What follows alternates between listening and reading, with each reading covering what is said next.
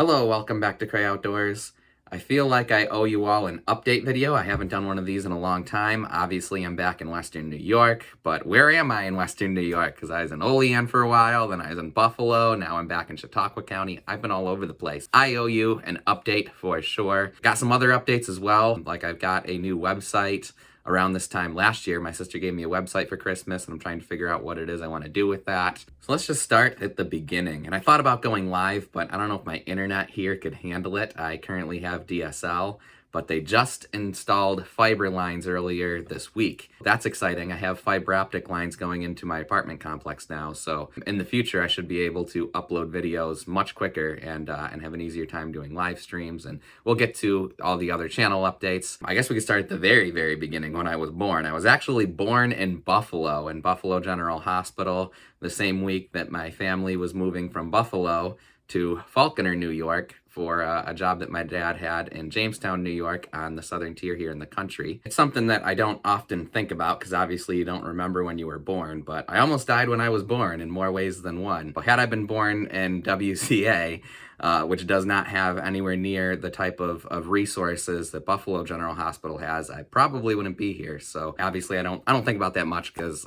you don't remember when you were born. My family moved to Jamestown area, Falconer, New York to be specific. Being from the city, I think they had a little bit more of an appreciation for like the outdoors and living in nature, and my mom taught me how to identify all the birds that came to the bird feeders and things like that. So it was cool to grow up here in the country. I absolutely loved it. Especially enjoyed fishing with my dad, fell in love with fishing at a very young age. My first fish was basically when I could walk. Also really loved YouTube when it first started. I started making videos pretty much right away that were extremely cringy. My senior year of high school was when I first started posting videos where I was like really mishandling fish and didn't know what I was doing, and the videos were pretty cringy.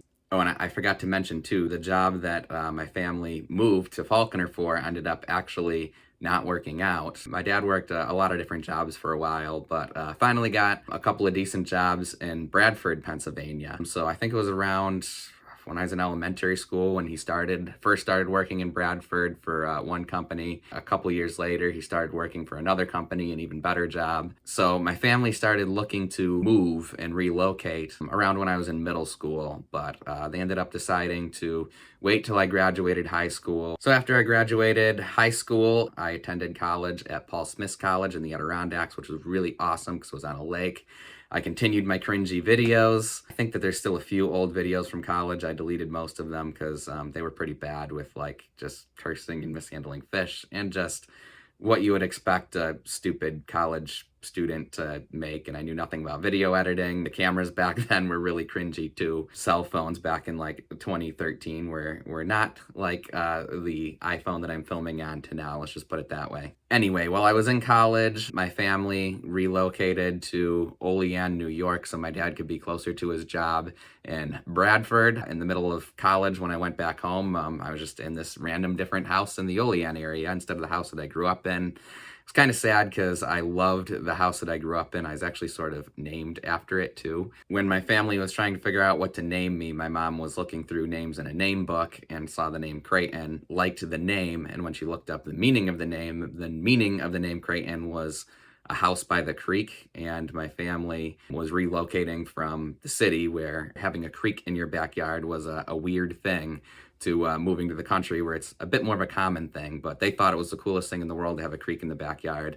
That was part of the reason why they loved the house that they bought there. So anyway, I was sort of named after that house that I grew up in, but they moved from it when I was in college so my dad could be closer to work. I actually worked for my dad's company during my summers while I was in college, so I got to drive all around the Allegheny National Forest, painting and weed eating and servicing oil wells. At that time, I really did kind of fall in love with the ANF and the Bradford area, as well as the Olean area, and started kind of figuring out the fishing opportunities out there. Graduated college in 2015 with a bachelor's in fish and wildlife concentration. My first job was working as a seasonal ranger in the Watkins Glen area at a place called Sugar Hill.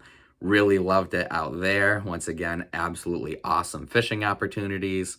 Awesome hiking. I really love waterfalls and gorges, and that area is just absolutely loaded with waterfalls and just really unique, cool places to explore. Awesome gig out there. I really enjoyed that, but that was just a seasonal summer job. In the off season, I was going back and just working odd jobs around Olean. Then in 2017, even though it was a pay cut, I had a wildlife internship in Allegheny State Park. That actually allowed me to live in a house on the Quaker side of the park for 10 months, which was absolutely awesome. If you go back to 2017, you see I posted quite a few videos from Allegheny State Park. That was an awesome time. One of the best years of my life, 2017 for sure. Then right after that internship was the internship offer in Florida, South Florida. A lot of people think that I'm like this person that like loves to like travel and go to all these different places, which is kind of true, but the reality is I actually never wanted to leave Western New York. I loved it here so much. I loved the fishing here so much. I just told you, 2017 was probably the best year of my life, at least at that point. Had absolutely no intention to ever leave. But pretty much my entire family and every single one of my friends just unanimously told me, go to Florida. Like, what are you doing? You have an opportunity to live on a beach in South Florida and work with sea turtles and stuff. So I ended up deciding to take it at the advice of everybody. It ended up being really awesome. Amazing fishing all around me in like every single possible way, like the freshwater fishing down there, the ocean fishing, the inshore fishing, and I had a blast. Then I came back, worked at Salamanca Lumber for a while, moved back in with my parents, and then in 2019 is when I had the job offer to lead a trail crew for the Student Conservation Association in Glacier National Park. I also had a job offer for a seasonal job with the DEC. The pay was similar. I think it was a little bit better for the trail crew leader. And same thing, basically my friends and family all just unanimously said, you gotta go to Glacier National Park. You're gonna live 7 miles in this like gorgeous, pristine wilderness at this backcountry cabin. Like, do that.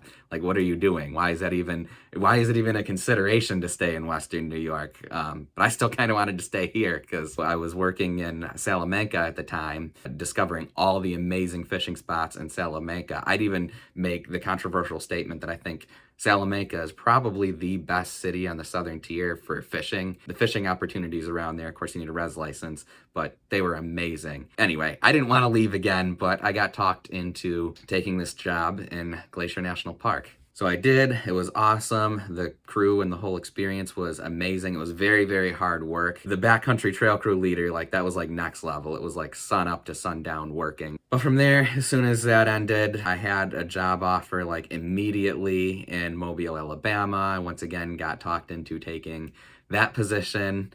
And that was crazy because I got off the plane from Glacier National Park and then I had a week to buy a vehicle, pack up everything that I owned from my parents' house in Olean, drive to Mobile, Alabama, and find a place to live.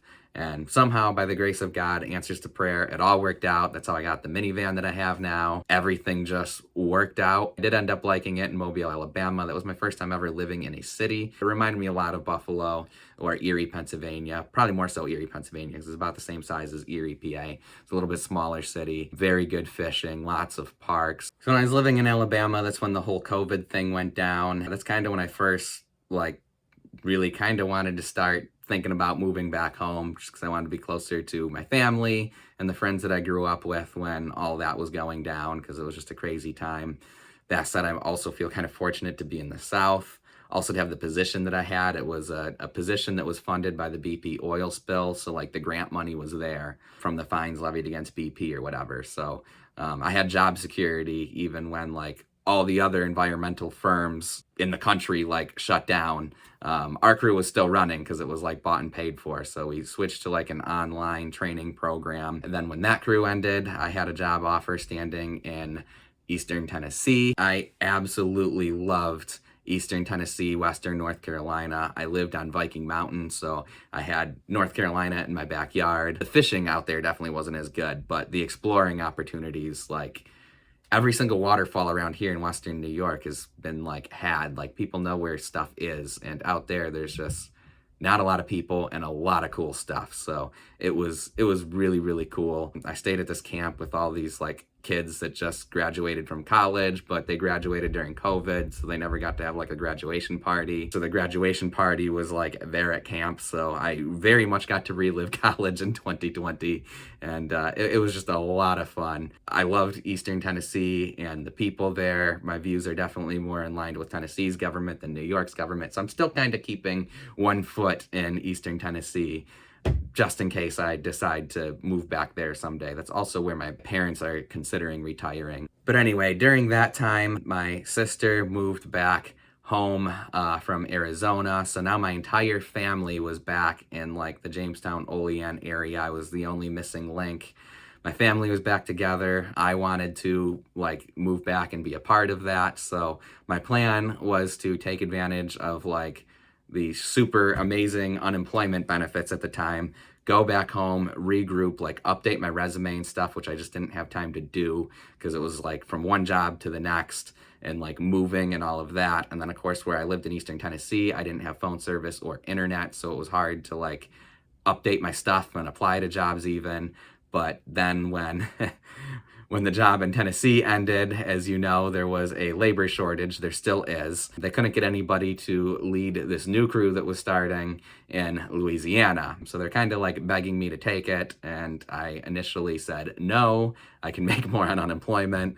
So then they offered me more money, so I would make more actually working than I would not working.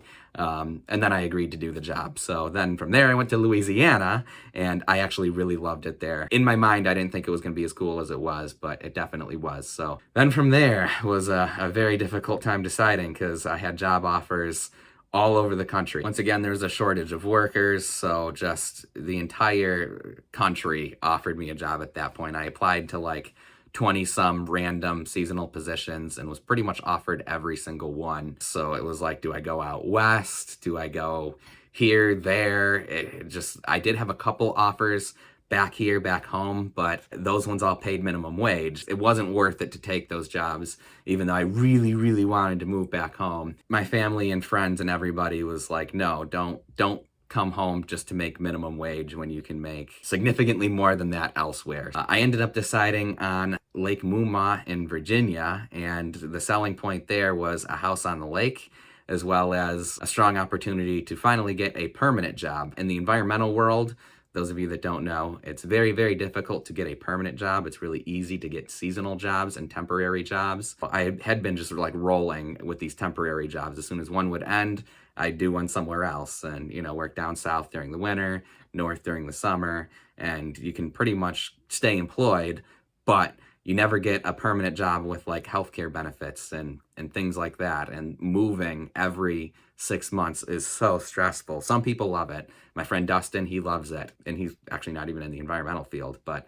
I was getting very, very stressed out by it. I love my things, my fishing gear. I love collecting fishing gear. I love looking at fishing gear. I love organizing fishing gear. I love having a routine. And to have your routine just completely obliterated every 6 months and to, not be able to take all of the lures that you bought was just a travesty in my life. So I wanted to like stop moving and settle down somewhere. So that job in Virginia was an opportunity to potentially do that on this beautiful lake. So I took it. I won't get into Lake Muma, but really cool lake. The lake itself was awesome. I liked the people that I worked with, and I largely liked my job. It's just, it was stressful. Like the house was awesome, but it was like this old falling apart farmhouse.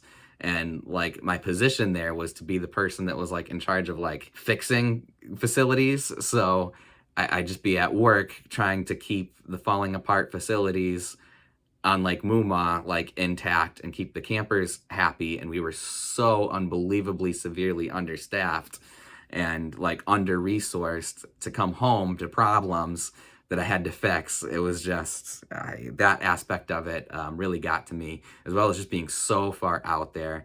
No internet, no phone service. At the end of this like beat up dead end road, and I'd have like a flat tire every single day. A minivan was not the right vehicle to have there. Of course, I bought the boat too, and then the boat wasn't working.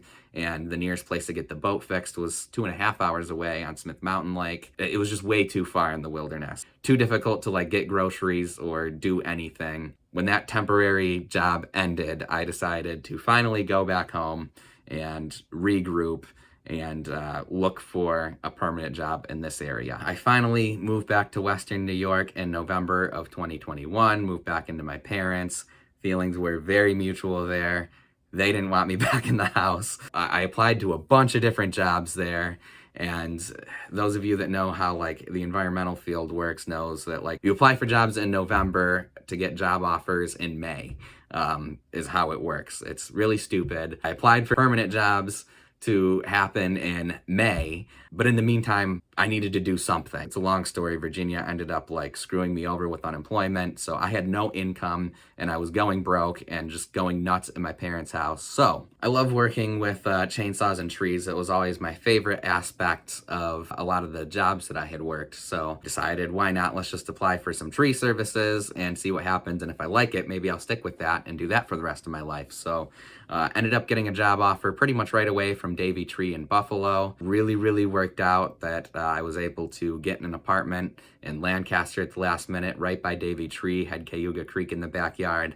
Once again, I somehow luck out in these amazing like fishing locations. So I worked for a couple months last winter and spring in the city of Buffalo doing tree work. I actually did really enjoy it, and I did really love the city of Buffalo.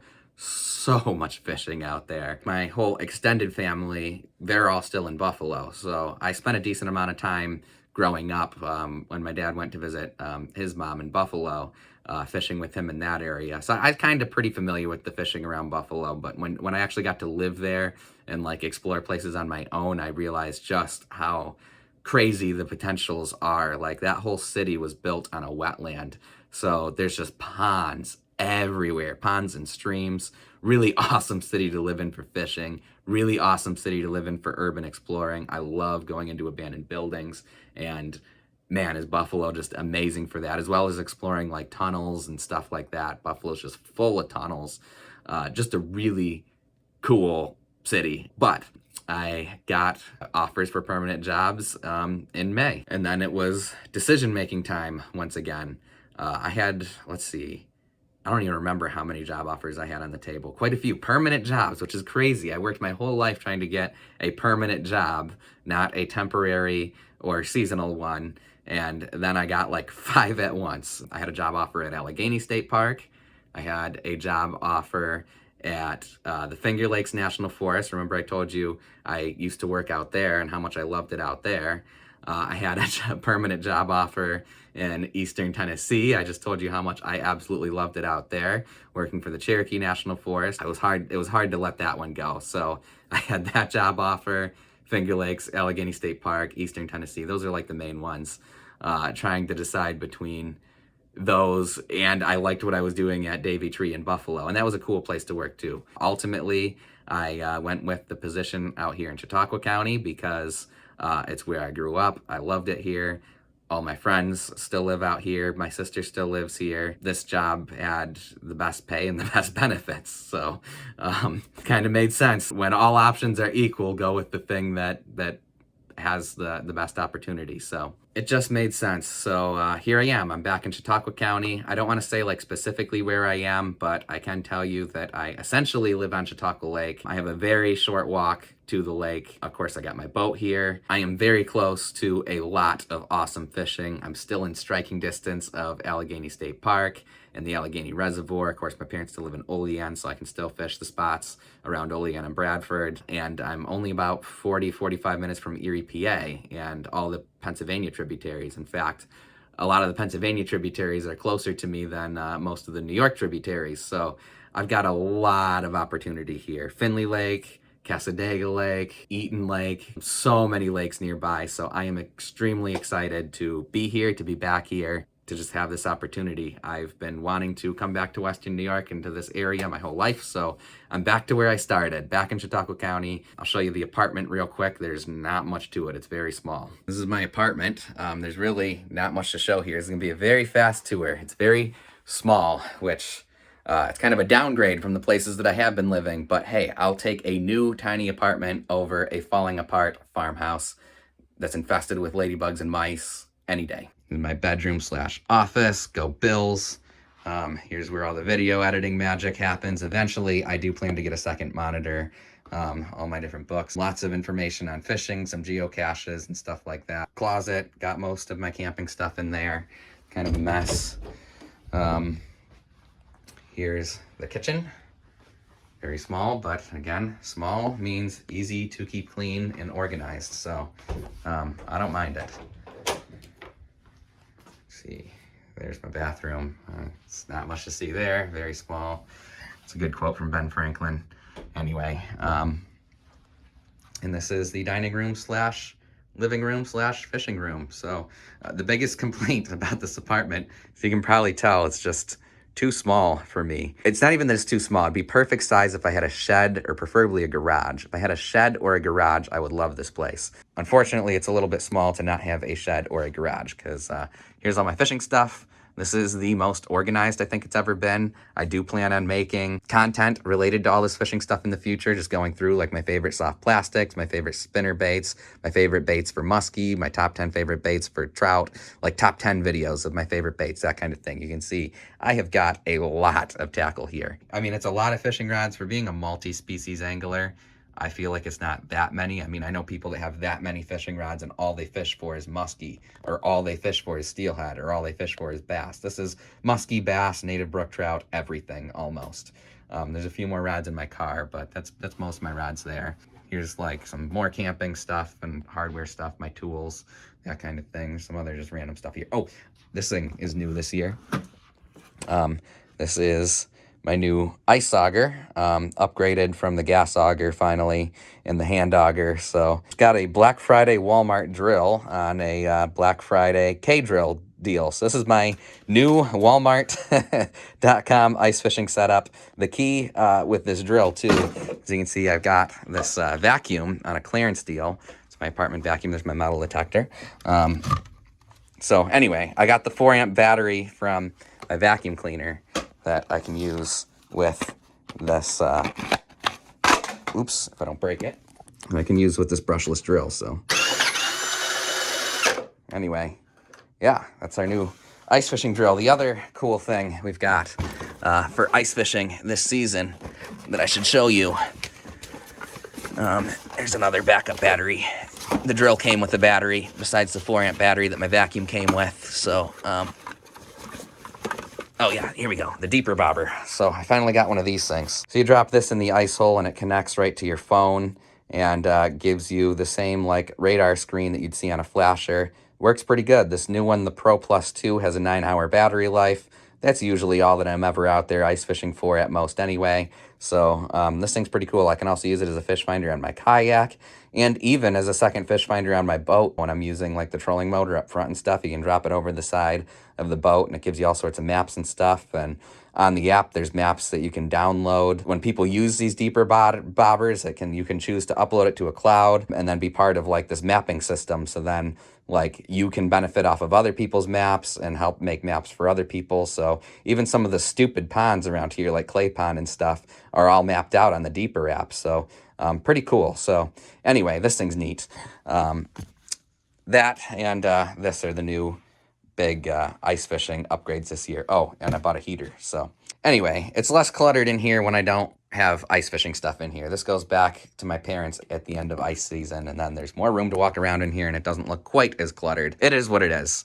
This was near my work, and it was near the lake, and I could afford it, so here we are. So if you're still watching, some questions for you. Last year when I first moved back, my sister for Christmas gave me a website that I really haven't done much of anything with. I've been putting it in the description of my videos. I've actually had a decent amount of traffic. I can see that a decent amount of you are checking it out. Things are updated now. I finally am just getting around to this. Moving, man, it's so stressful. It's been a ride. My website. Let me know if there's any sort of like merch you'd like to see or meetups if you think that'd be a cool thing to do. I don't know, just let me know what you think I should do with my website. My sister gave it to me knowing that I had this YouTube audience. A, she thought it'd be a fun thing for me and my audience, and B, she thought it'd be a business opportunity for me to do what I love and monetize YouTube somehow. So I don't really know. Just let me know suggestions. On that note, some questions for you about ways I can help monetize my channel. I've thought about starting a Patreon or something through my website where perhaps for $5 a month or something like that, you support the channel. I could give you some exclusive content, including like exclusive descriptions. And what I mean by that is I've learned that like the proper etiquette thing to do, I agree with it most of the time, to keep like the names of creeks and ponds and stuff out of the description of your video, because you don't want too many people to find them. But back in the day, and even still today, on the internet, there's tons of books for sale like this, like a good solid third of what I know about fishing spots are from this book. You know, you pay $50, $60 for a fishing guide, and it gives you coordinates and information on where to catch fish and how to catch them in Western New York. That book I just showed you is extremely comprehensive. Like, it has every single steelhead stream, every single trout stream in Western New York. But anyway, I kind of see like YouTube and the digital world is like the new textbook fishing guide, you know? Not a lot of people have time to read anymore. Not a lot of people like reading. Most people like watching videos. So, and I don't think that like it would be too many people, you know what I mean? I don't foresee hundreds of people paying me $5 or $10 a month to figure out where it is that I'm fishing. I do see maybe, you know, a dozen or so people that are willing to pay $5 to $10 a month to learn more about where to catch fish in Western New York and how to catch them. I don't see them like going around and blabbing to everybody the information that they paid, you know, $5 a month for. I would never give the GPS coordinates that are in this guide to just people on the street, because that would be counterproductive to fishing. If you want the GPS coordinates, you can go on eBay and pay, you know, $70 for that guide. Or you can pay Cray Outdoors $5 a month. So anyway, is that unethical? You know, this is uncharted territory, this whole social media thing. I don't know. Do you think that's a good idea? Do you think that's a bad thing for the fishery around here? Would I get hate for it? Would you appreciate it? Do you think that's a really good idea? Do you think it's a win-win? That way people can learn about fishing and get better at fishing and learn fishing spots. They can get what they want. I can get money off the deal. And, you know, the masses don't find out about the spot. Maybe it's a win-win-win. Maybe it's a lose-lose-lose. Maybe I'm being a jerk for monetizing finding fishing spot. I don't know. Let me know. Let me know. This is just ideas I have floating around in my head that I'd rather ask you about before just doing it. And I should mention with that too, I've also gotten a fair amount of information about spots from my subscribers. So I do need to put that caveat in there, and I would absolutely put that caveat in there if I were to do some sort of like subscription service where like you could pay me to get a detailed description of where I'm fishing and what I'm doing in my videos. If I were to do that, I would definitely put an asterisk saying that not available for like every spot, because I keep my word when people are like, oh yeah, I'm going to tell you about this spot, but don't share it. I keep my word on that kind of stuff. And my friends know that, but there's also people that have like shared fishing spots with me that I don't even really know that well, and just know that I would still keep my word when it comes to that kind of stuff. But I'd probably be able to share like 80% of my fishing spots if I were to do a subscription service. For $5 a month or whatever I would decide, you'd get the information as to where I'm fishing for about 80% of spots. Any spot that I found on my own, I would share. So anyway, those are just some thoughts I had in my head. I do someday want to be like a fishing guide. I do kind of see that as my retirement gig. So just some final updates of what you can expect on this channel going forward. YouTube Shorts is something that I absolutely plan to get into. I do have Instagram, and my Instagram stories are actually pretty popular among just my subscribers and just people in general. I post a lot of videos of wildlife and epic waterfalls and places that I'm hiking, sometimes just goofy things that I'm doing. But I plan on posting all of that onto YouTube Shorts as well as my Instagram stories from now on. Most of the time I'm out of phone service, so I always take short videos, and then when I get back into phone service, I'll click the story button and upload that short video onto my story. So I have like probably 100 of these short stories from like the past 2 years. So I plan to just upload all of those as shorts from different national parks and stuff. And these will just be quick videos. So I've got a lot of old ones, but also just going forward, I know a lot of you like recent content, like you want to know right now what the ice fishing conditions are and what's happening with the steelhead streams. Of course, I'm not going to have names in the description if you're not if you're not a Patreon subscriber, but I will be posting more up-to-date shorts. Shorts I can get out, immediately, where making a full-on video with my busy life can take a month or longer. You can expect probably at least one YouTube short every single week for the whole year. That's something I'm going to start doing next week. The other idea that I'm just kind of throwing around, which this will be after I get like fiber optics in my apartment probably, but I would really like to someday start a podcast where I talk about some of the things that even I've been talking with you in this video about. The whole like ethics code of what should be posted on social media or what shouldn't be posted on social media. Like, what's too much? Is YouTube bad for the fishery? Like, tackle some of those kinds of controversial questions and really dive into it. That's something that I really want to do. And I could even bring people onto the podcast from opposing sides. I could have somebody that is like very, very, very like anti-making videos on YouTube and just see what their thoughts are. I think that'd be very, very interesting. So anyway, I have an idea that I could maybe start a Cray Outdoors podcast someday. I think that's about everything. I say this like every year. I do plan on making more how-to videos eventually as well. I know I say that every year. I've been in kind of a little bit of a slump these last couple of months. I finally got this apartment set up kind of how I want it, have internet and stuff. I've been kind of just like sitting back, breathing, just taking a little bit of a break for myself. People talk about, coming home and kicking back and watching Netflix. I've lived all these crazy places where I haven't had internet, I haven't had TVs, I haven't had access to modern amenities. I bought my own mattress for the first time. I have a comfortable mattress, my own bed, and watch movies in bed. I've never been able to do that before. So I'm kind of just taking this time to just sit back and relax a little bit and enjoy some of life's pleasures of living on your own. It's been a lot of bunkhouse situations my whole life. So I'm just very happy to be in this little apartment, living on my own and just taking a break, taking a breather, not having to apply for jobs. It's been good. So eventually though, this year I plan for this little bit of a breather break to end, and I plan to get back out there and use this extra time that I have now to finally make some of these YouTube videos that I want to make and go hard with fishing, man.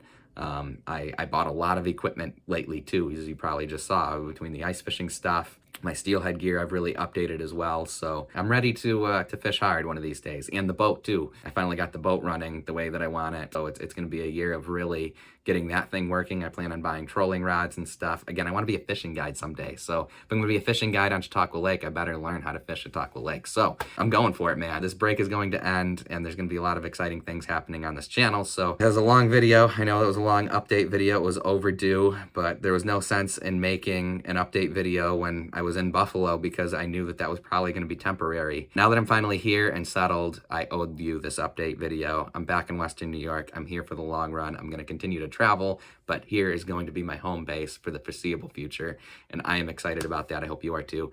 Thank you once again for watching. Looking forward to 2023. Thank you all for supporting my channel over the years. It's been a ride. It's been many years now. I think my channel's over 10 years old now. I need to look, actually. It's been a while, so thanks for sticking with me, and we'll catch you in the next adventure.